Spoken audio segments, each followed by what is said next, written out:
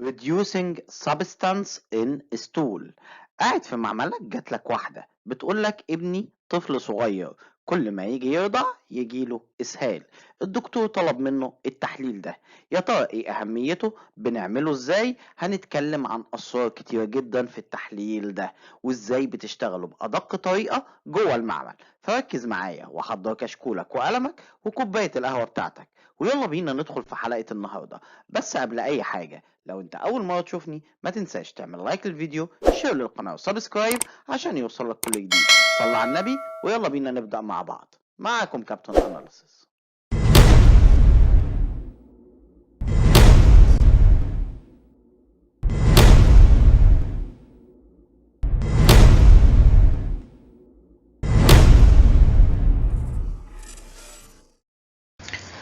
بكل بساطة تعال أفهمك إحنا بنعمل التحليل ده ليه في المعمل.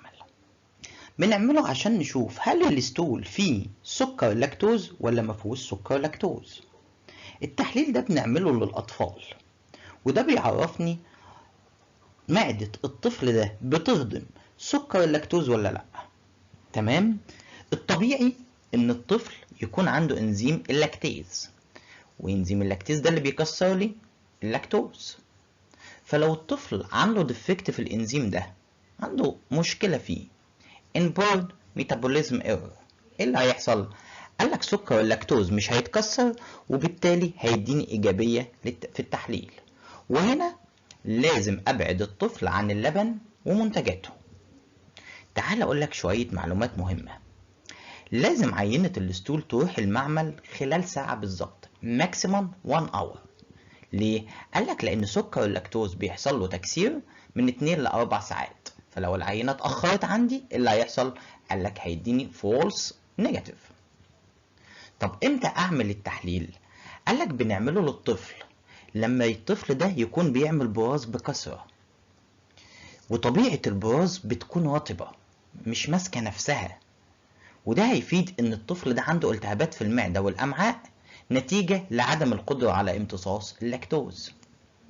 خلي بالك ان المضادات الحيوي بتأثر على التحليل، والأدوية زي البنسلين والأسكوربيك أسيد بيديني إيجابية كاذبة. لو حصل عندي تلوث الستول باليورين لمريض عنده جلوكوزوريا، يعني عنده سكر في البول، التحليل ده هيديني إيجابية كاذبة. تمام؟ المفروض في الشخص الطبيعي أو الطفل الطبيعي النورمال بيبي بيكون نتيجة التحليل ده نيجاتيف، ما عندوش لاكتوز في الستول. أما الأطفال اللي عندهم حساسية للبن هنلاقي نتيجة التحليل بوزيتيف، يعني في لاكتوز في عينة الستول. دلوقتي هنشوف احنا ازاي نشتغل التحليل ده جوه المعمل، فركز معايا. بكل بساطة هشتغل التحليل ازاي؟ قالك محتاج محلول بندكت، ومحتاج سلاين، وكمان عينة الستول. طب الخطوات بتاعتي؟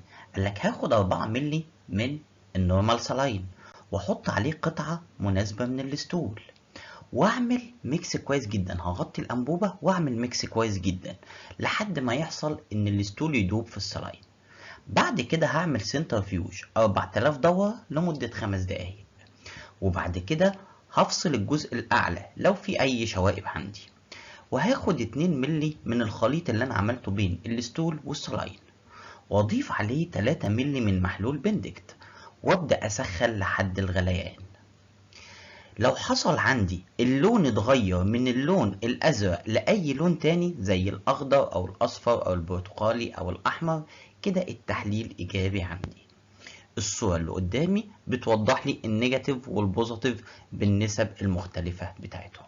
دي كانت حلقة النهاردة في Reducing Substance in Stool. أتمنى الحلقة تكون مفيدة، ولو عجبتك الحلقة ما تنساش تعمل لايك للفيديو وشير للقناة وسبسكرايب عشان يوصلك كل جديد. كان معاكم كابتن أناليسيس.